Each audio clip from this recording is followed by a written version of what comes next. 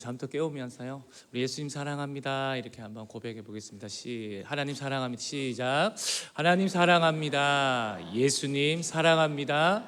성령님 사랑합니다. 아멘.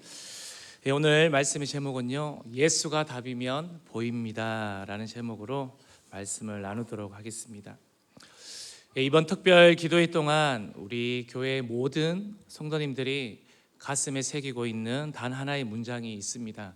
앞에도 나와 있는데요, 바로 예수 복음이 해답이라는 고백입니다.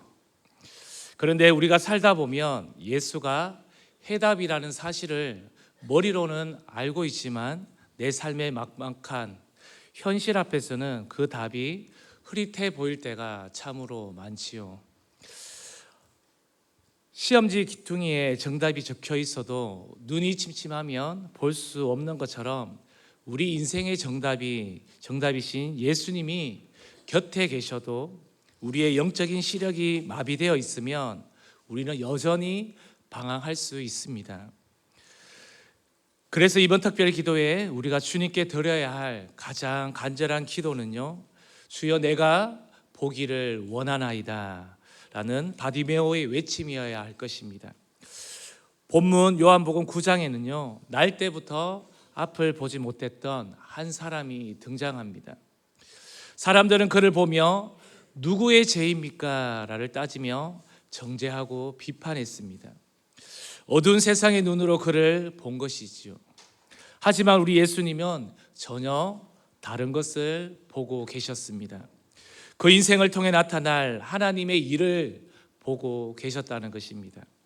우리가 예수 안에 거한다는 것은요, 단순히 교회의 마당을 밟는 것이 아닙니다. 예수라는 렌즈를 통해서 나를 보고 세상을 보고 내 미래를 다시 보기 시작하는 것입니다. 이 새벽 우리는 복음의 눈, 즉 영적 눈이 열리기를 소망합니다. 첫 번째입니다. 예수 안에 있으면 내 상처가 보입니다. 치유의 시작입니다. 우리가 예수를 믿는다고 해서 삶의 고통이 마법처럼 한순간에 사라지시던가요? 그렇지 않습니다. 여전히 우리는 아프고 과거의 기억에 발목을 잡히기도 합니다. 그런데 놀라운 변화가 있습니다. 예수 그리스도라는 빛 안에 거하기 시작하면 내 평생 숨기고 싶었던 그 상처가 전혀 다른 모습으로 보이기 시작한다는 것입니다. 오늘 본문 1절을 보면요, 제자들은 길을 가다 날 때부터 앞을 보지 못한 사람을 만났을 때 그의 고통을 죄의 결과로만 보았습니다. 우리 2절을 한번 볼까요? 같이 한번 읽어보도록 하겠습니다. 제자들이 물어 이르되 랍비여, 이 사람이 맹인으로 난 것이 누구의 죄로 인함이니까? 자기니까 그의 부모니까? 결국 정죄의 잣대로 그들을 바라보았다는 것입니다. 세상의 시선은 늘 이렇습니다. 우리가 아프고 쓰러지면 네가 뭘 잘못해서 그래? 네 팔자가 그래서 그렇다 하면서 그 상처를 비난하거나 외면합니다. 그래서 우리는 상처를 더 깊이 꼭꼭 숨기고 괜찮은 척하면서 살아가지요. 3절 말씀도 우리가 주목해 보기를 원합니다. 우리 상처는 누구의 죄 때문이 아니라요, 바로 3절에 이렇게 말하고 있습니다. 우리 같이 읽어보겠습니다. 예수께서 대답하시되 이 사람이나 그 부모의 죄로 인한 것이 아니라 그에게서 하나님이 하시는 일을 나타내고자 하심이라. 이 말씀이 진정으로 믿어지십니까? 예수 안에 있으면 내 상처는 더 이상 수치가 아니라 저주나 수치가 아니라는 것입니다. 주님은 우리의 골마 터진 상처를 가리키며 말씀하십니다. 아니, 이건 네 잘못이 아니야. 이 상처는 내가 너를 만나기 위한 준비한 통로라는 것을 주님은 말씀하십니다. 이제 내가 이 상처를 통해서 나의 영광을 내가 드러내기를 원한다고 말씀하시는 것이죠.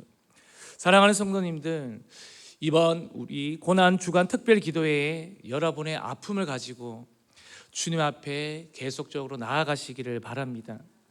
자녀 때문에 속이 다 문드러졌습니까? 아니면 경제적인 문제로 내 자존감이 모두 바닥났습니까? 건강상의 문제 등으로 이렇게 눈물 흘리는 분이 계십니까? 혼자 그 상처를 들여다보면 원망과 절망밖에 나오지 않습니다. 하지만 오늘 이 새벽 예수 그리스도의 십자가 밑에서 그 상처를 다시 한번 우리는 바라보기를 소망합니다. 주님은 그 상처를 통해 저와 여러분의 교만을 꺾으셨고 그 상처 때문에 주님을 붙들게 하셨습니다. 그리고 이제 이 상처를 통해 누군가를 살리는 생명의 도구로 쓰실 것입니다. 예수가 답이면 보입니다. 아멘입니까? 내 상처는요, 저주가 아니라 하나님이 일하실 거룩한 무대라는 사실을 기억하시기를 바랍니다. 이 믿음의 눈이 떠지는 새벽이 되기를 주님의 이름으로 축원드립니다. 두 번째입니다. 예수 안에 있으면요, 영혼이 보입니다. 사랑의 시작입니다. 내 안의 상처를요, 우리가 직면했다면 이제는 우리의 시선은 밖으로 향해야 한다는 것입니다. 예수 안에 거하는 사람에게 나타나는 두 번째 변화는 사람을 보는 눈이 달라진다는 것입니다. 이전에는 그 사람의 겉모습, 나에게 이익이 되는지 혹은 나를 힘들게 하는지 그 조건만 보였다면요, 이제는 그 사람 뒤에 있는 귀한 영혼이 보이기 시작할 것입니다. 오늘 읽지는 않았지만요, 본문 8절 이하를 보면 눈을 뜬 맹인을 대하는 이웃들의 태도가 보입니다. 그들은 눈앞에 일어난 기적보다 이 사람이 예전에 구걸하던 그 사람이 맞느냐 아니냐 이것을 두고 논쟁하는 것을 볼 수가 있습니다. 바리새인들은 한술 더 떠서 안식일에 병을 고쳤다는 이유로 그를 죄인 취급하며 내쫓아 버립니다. 보십시오. 세상은 사람을 기능과 제도로 그 사람을 판단하고 바라본다는 것입니다. 설모가 있는지, 법을 어겼는지, 나랑 수준이 맞는지 이렇게 따져봅니다. 하지만 우리 예수님은 어떻게 하셨습니까? 본문 35절을 보면요, 유대 공동체에서 쫓겨나서 갈 곳 없는 그 사람을 예수님은 다시 찾아가서 그 사람을 만나주시는 장면인데요, 우리 35절 말씀을 읽어보겠습니다. 예수께서 그들이 그 사람을 쫓아냈다 하는 말을 들으셨으니 그를 만나사 이르시되 내가 인자를 믿느냐. 세상은요, 그를 골치 아픈 문제하거나 그리고 구걸하던 맹인으로 보고 버렸지만 예수님은 그를 어떻게 바라보았다고 했습니까? 구원받아야 할 한 영혼으로 보았다는 것입니다. 최근 뉴스를 보면요, 가슴 아픈 소식들이 참으로 많이 있습니다.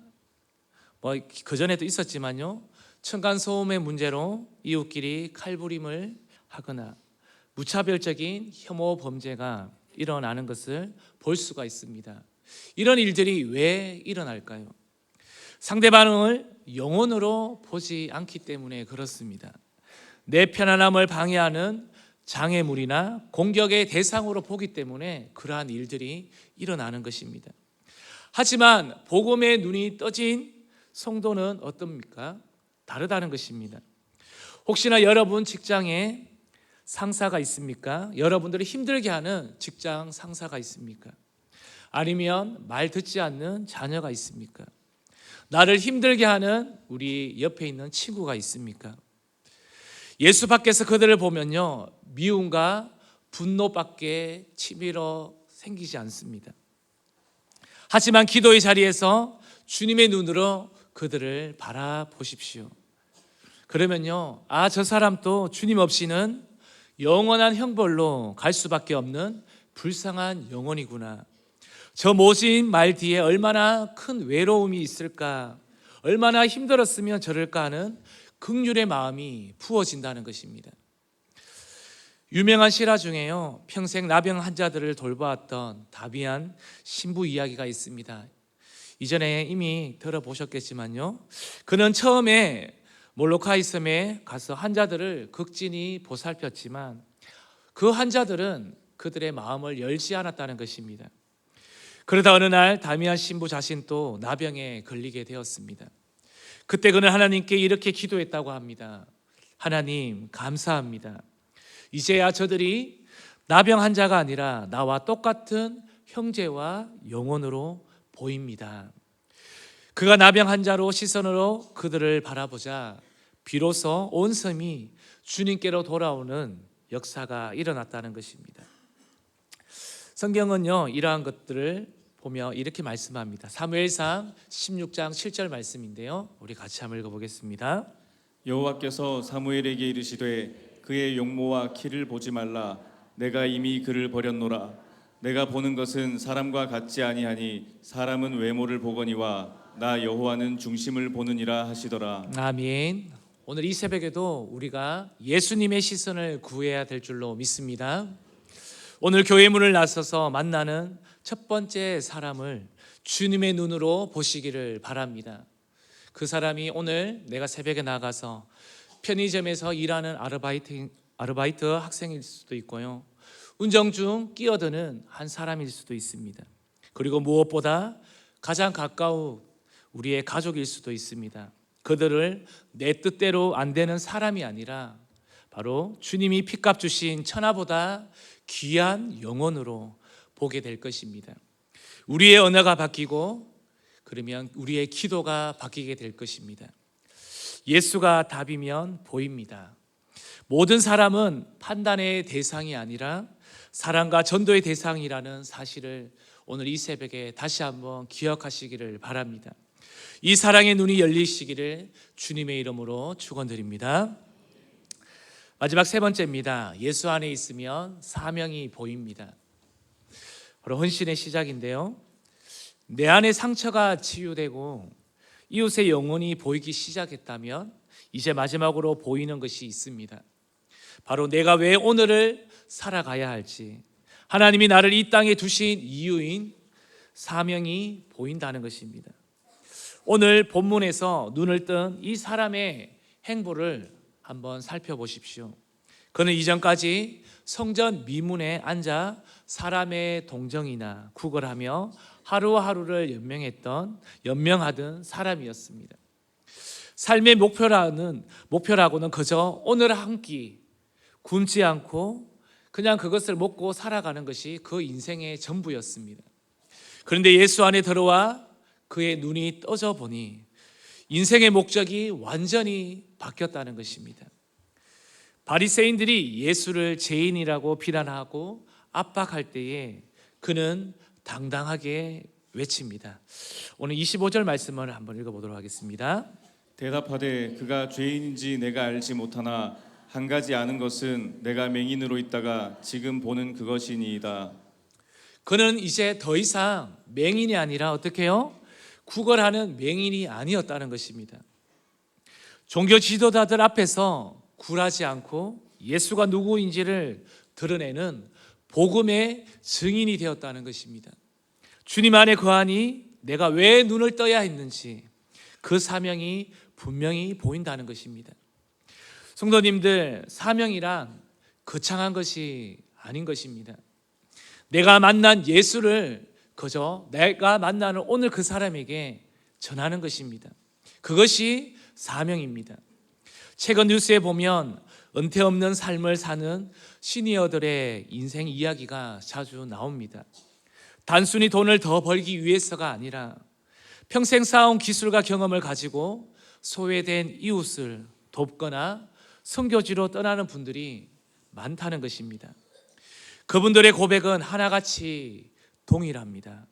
주님을 인격적으로 만나고 나니 남은 인생을 어떻게 살아야 할지 비로소 그들의 눈에 보이기 시작했다는 것입니다. 저와 여러분은 지금 무엇을 위해 달려가고 있습니까? 혹시 먹고 사는 문제에 매몰되어서 어떻게 하면 더 편하게 살까 고민하고 계시지는 않습니까? 사도행전 20장 24절에 사도 바울은 이렇게 고백하고 있습니다. 우리 힘있게 한번 말씀을 읽어보겠습니다. 내가 달려갈 길과 주 예수께 받은 사명 곧 하나님의 은혜의 복음을 증언하는 일을 마치려 하면은 나의 생명조차 조금도 귀한 것으로 여기지 아니하노라. 아멘. 오늘 이 새벽에 우리가 눈을 들어 꼭 보아야 할 사명의 현장이 우리 곁에 있습니다. 이 자리에 함께 새벽을 깨우는 우리 자녀들이 이 자리에 앉아 있습니다. 초등학교 1학년이 막내부터 입시와 진로를 앞둔 12학년까지 이 새벽과 저녁으로 기도의 자리를 지키는 이 아이들을 한번 보십시오. 네, 한번 보십시오. 보니까 눈이 지금 가물가물 감겨 있는데요. 우리 이 아이들을 한번 박수로 격려했으면 좋겠습니다. 예, 힘내라고. 예. 예, 컨퍼런스 때 우리 아이들이 합창을 하고 나갈 때 우리 여기 앞에 우리 사역자들이 일어나서 박수를 치니까 아이들이 나가면서 입에 미소가 이만큼 올라가더라고요. 너무 행복해하면서 뭔가 영웅이 된 듯한 이런 기분으로 나가던데요. 예, 우리 아이들을 또 이렇게 격려했으면 많이 좋겠습니다. 세상은 말합니다. 애들이 잠도 못 자게 왜 저러느냐, 공부할 시간도 부족한데 굳이 저렇게까지 훈련시켜야 되느냐고 말이지요. 하지만 예수님 안에서 사명을 발견한 우리 대형교회의 부모님과 선생님들은 안다는 것입니다. 이 아이들이 단순히 지식을 배우는 학생을 넘어서 이 시대를 살릴 하나님의 군사로 부름받았다는 사실을 우리는 알기 때문에 그렇습니다. 우리가 왜 이 아이들에게 새벽을 깨워야 하고 끊임없이 기도의 훈련을 시켜야 합니까? 단순히 종교적인 습관을 만들기 위해서가 아닙니다. 이 아이들이 세상에 나갔을 때에 어떤 폭풍 앞에서도 흔들리지 않는 영적 야성을 갖기 위해서 그렇습니다. 세상은 갈수록요 혼탁합니다. 무엇이 진리인지 무엇이 답인지 모르는 혼돈의 시대에 이 아이들은 맞닥뜨리며 살아야 할 것입니다. 이런 세상 속에서 우리 아이들이 예수, 즉 복음이 답이라는 이 확신을 가지고 살아간다면요, 머리로 아는 지식만으로는 부족하다는 것입니다. 무릎으로 하나님을 만난 경험, 그리고 새벽의 공기를 느끼면서 이 본당에 오는 이 느낌, 고요함 속에서 세미한 주의 음성을 들었던 그 기억이 아이들의 영혼에 새겨져야 합니다. 잠언 22장 6절은 이렇게 말씀하시죠. 우리 같이 읽어보겠습니다. 마땅히 행할 길을 아이에게 가르치라. 그리하면 늙어도 그것을 떠나지 아니하리라. 지금 아이들이 드리는 새벽 기도는 훗날 아이들이 인생의 거대한 골리앗을 만났을 때에 물맷돌을 던질 수 있는 영적인 실력이 될 것입니다. 12년의 과정을 통해서 우리가 가르치고자 하는 핵심의 단어는 한 가지입니다. 공부해서 남 주는 것입니다. 배워서 사명 감당하자는 것입니다. 이것을 우리 아이들에게 가르쳐 주는 것입니다. 기도의 자리에 앉아 졸음을 참아내며 앉아있는 우리 다음 세대 아이들을 축복합니다. 축복합니다. 네, 아멘. 깨어났습니다. 여러분들은 단순히 공부하는 학생이 아니라 이 나라 열방을 기도로 변화시킬 사명자임을 잊지 않았으면 좋겠습니다. 비록 지금은 다 이해하지 못하는 것 같아도 예수 안에서 사명을 발견하는 그날 아이들은 고백할 것입니다. 분명히 입술 가운데서 고백하게 될 것입니다. 그때 새벽에 눈물로 씨를 뿌리던 기도가 바로 오늘의 날을 만들었다고 간증하는 그 날이 분명히 올 줄로 믿습니다. 우리 아이들이 이 훈련을 통해 세상의 가치관에 함몰되지 않고요, 세상을 거스리는 복음의 물줄기가 되도록 끝까지 기도로 동력해 주시기를 간절히 부탁드립니다. 예수 안에 있으면 내 삶의 모든 퍼즐 조각이 사명으로 맞춰질 것입니다. 내가 겪는 고난, 내가 가진 재능, 내가 주신 건강과 물질, 내게 주신 건강과 물질, 이 모든 것이요 예수가 답이면 보일 것입니다. 아멘입니까? 오늘 이 새벽 주님께 물으십시오. 주님, 제가 오늘 눈을 떠야 할 이유가 무엇입니까? 제가 오늘 누구에게 이 복음을 전해야 하겠습니까? 그 사명의 길을 발견하는 복된 시간이 되시기를 바랍니다. 말씀을 맺겠습니다. 예수 안에 있으면 내 상처가 보입니다. 저주인 줄 알았던 내 아픔이 주님의 영광을 드러낼 보석으로 보이기 시작합니다. 예수 안에 있으면요, 영원히 보입니다. 미움의 대상이었던 사람들이 주님의 피 흘려 사신 고귀한 영혼으로 보이기 시작할 것입니다. 예수 안에 있으면요, 사명이 보입니다. 그저 생존을 위해 살던 인생이 주님의 복음을 전하는 영광스러운 사명자로 살아가게 될 것입니다. 맹인이었던 사람이 눈을 뜨고 먼저 본 것을 자신을 고치신 예수님의 얼굴이었습니다. 우리도 마찬가지입니다. 세상 풍파에 눈이 멀어 어두운 구석만 보지 않기를 소망합니다. 오늘 이 새벽 기도의 자리에서 주님의 얼굴을 구하십시오. 주님의 시선이 내 시선이 될 때에 우리의 절망은 소망으로, 우리의 탄식은 찬송으로 바뀌게 될 줄로 믿습니다. 오늘 이 새벽 내 영의 눈을 떠 주시옵소서, 이렇게 고백하시는 새벽 되기를 바랍니다. 이 새벽 우리 자신뿐만 아니라 함께 기도하는 다음 세대들을 위해서 뜨겁게 기도해 주시기를 바랍니다. 우리 아이들이 눈이 떠여서 자신들의 상처가 별이 되어지고 죽어가는 영혼들을 가슴에 품으며 하나님이 주신 거룩한 사명을 향해 달려가는 위대한 거룩한 세대가 되어달라고 우리 여기 계시는 모든 우리 믿음의 성도님들이 다 되어주시기를 바랍니다. 오늘 하루 여러분들이 걷는 모든 발걸음마다 복음의 빛이 환하게 비치기를 주님의 이름으로 간절히 축원드립니다. 우리 함께 기도하겠습니다.